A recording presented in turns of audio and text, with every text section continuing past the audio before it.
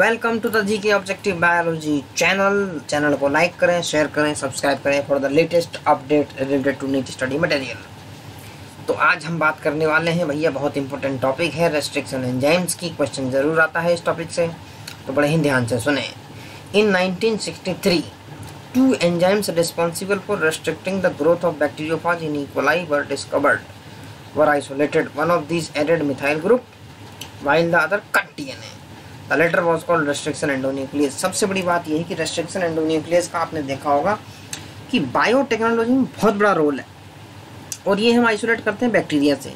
अब सवाल ये पैदा होता है कि बैक्टीरिया में होता क्यों है, इसका क्या काम है और हम इसको बाहर क्यों निकालते हैं। तो बाहर तो इसलिए निकालते हैं कि रिकॉम्बिनेंट डीएनए बनाने में काम आता है, डीएनए को स्पेसिफिक पोजीशन से कट करता है।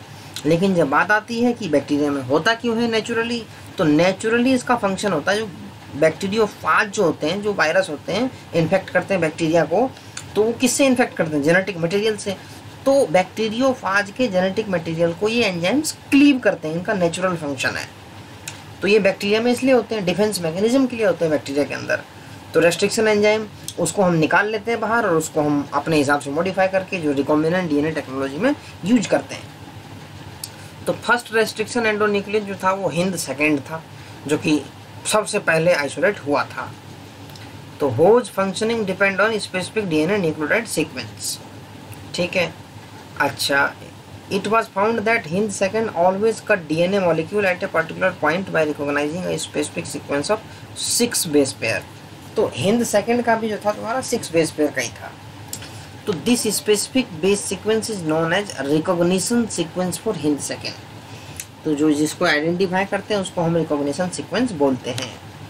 तो बिसाइड्स हिंद सेकेंड इसके अलावा भी बहुत सारे डिस्कवर हो चुके हैं। 900 रेस्ट्रिक्शन एंजाइम, इससे भी ज़्यादा आइसोलेट हो चुके हैं और 230 स्ट्रेन ऑफ बैक्टीरिया, सिर्फ 230 स्ट्रेन ऑफ बैक्टीरिया से आइसोलेट किए गए हैं, which recognize different recognition sequences। ठीक है जी। अच्छा, अब ये बात आती है कि इनको नाम नेमिंग कैसे करते हैं। जैसे रेस्ट्रिक्शन एंजाइम है कोई, तो उसको नाम कैसे देंगे, क्या तरीका है उनका। इको R1 आपने नाम सुना होगा बहुत, तो क्या है, the first letter of the name comes from the genus. तो ई कोलाई, एस्केरिचिया कोलाई, तो E, and the second 2 letters come from the species of the prokaryotic cell. तो इको, ई मतलब जीनस, को मतलब कोलाई, आर मतलब strain का नाम हो गया, और ये 1 2 3 जो रोमन है वो किस ऑर्डर में आइसोलेट किया गया है। Comes from the एस्केरिचिया coli RY13। तो ये जीनस हो गया, ये स्पीसीज हो गया, ये स्ट्रेन हो गई और ये उसका स्ट्रेन नंबर हो गया।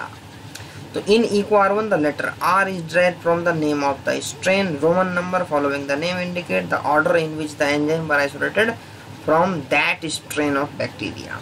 तो कौन से स्ट्रेन से निकाला गया है, कौन से स्ट्रेन नंबर से। तो क्वेश्चन जो तुम्हारा बनता है एक्चुअल में, वो क्वेश्चन इस पैराग्राफ से बनता है। ये जो पैराग्राफ है ना, ये वाला, यहाँ से बनता है। इसकी एक एक लाइन बड़ी ध्यान से पढ़ने वाली है। तो restriction enzyme belong to a larger class of enzyme called nucleases. इस कैटेगरी में बिलोंग करते हैं ये। तो these are of 2 types, exonucleases होते हैं और एंडोन्यूक्लियस होते हैं। Exonuclease remove nucleotide from the ends of the DNA, whereas endonuclease may cut at a specific position within the DNA। ध्यान रखना है, एक्सोन्यूक्लियस डीएनए की एंड में से निकालेंगे न्यूक्लियोटाइड्स को, endonuclease with in the DNA specific position पर cut लगाएंगे। ये दोनों में डिफरेंस होगा। Each restriction enzyme function by inspecting the length of a DNA sequence. तो ये जो एंजाइम्स है ये डीएनए सीक्वेंस की लेंथ के हिसाब से भी काम करते हैं, तुम्हें ये ध्यान देना है। तो once it find its specific recognition sequence, it will bind to the DNA and cut each of the 2 strands of the double helix at a specific point in their sugar phosphate backbones। तो each restriction endonuclease recognizes a specific palindromic nucleotide sequence in the DNA। तो action of the restriction enzyme, देखो ये vector DNA है, ये foreign DNA है, हमें दोनों को लिंक करना है। The enzyme cut both the DNA strands at the same site. Eco R1 cut the DNA between bases G and A only when the sequence GAATTC is present in the DNA. गेट टेक। ठीक है जी, ये दोनों के हैं sequence eco R1 ये आ गया एंजाइम, ये देखो स्टिकी एंड यहाँ प्रोड्यूस हो गया, स्टिकी एंड यहाँ प्रोड्यूस हो गया, इस तरीके से कट लगाया कि दोनों एक दूसरे में जुड़ जाएं। तो DNA fragment join at sticky ends, अब ये क्या कहूँगा, रिकॉम्बिनेंट डीएनए तुम्हारा बन जाएगा। Steps in the formation of DNA recombinant DNA by action of restriction endonuclease enzyme Eco R1। तो अब do you know that palindromics are, palindrome क्या होते हैं? तो these are groups of letter that form the same word when read both forward and backward. आगे से पढ़ो चाहे पीछे से पढ़ो वर्ड सेम होगा। मलयालम को देख लो, आगे से पढ़ो चाहे पीछे से पढ़ो सेम वर्ड होता है, तो इसलिए इसको हम बोलते हैं पैलिंड्रोमिक सीक्वेंस। तो ये सीक्वेंस है, ये ध्यान रखना, ऊपर 5 प्राइम है, नीचे 3 प्राइम है। एक बार जो क्वेश्चन आया था उसमें 2 ऑप्शन में था, एक में 5 प्राइम ऊपर था, एक में 3 प्राइम ऊपर था, सीक्वेंस सेम थी, तो वहाँ से क्वेश्चन में बच्चे फंस गए थे कि भाई कौन सा लगाएं। गेट टेक सबको याद है, लेकिन ये प्राइम का भी ध्यान देना है कौन सा पहले है। तो ये हो गया। तो restriction enzyme cut the strand of DNA a little away from the centre of the palindrome site but between the same 2 bases on the opposite strand. This leaves single-stranded portions at the ends. There are overhanging stretches called sticky ends on each strand. ठीक है जी।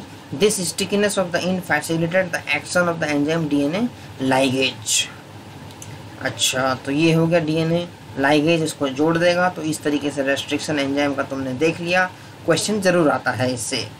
तो restriction enzyme ये तुम्हारा खत्म होता है, इसको बार बार ध्यान से पढ़ें।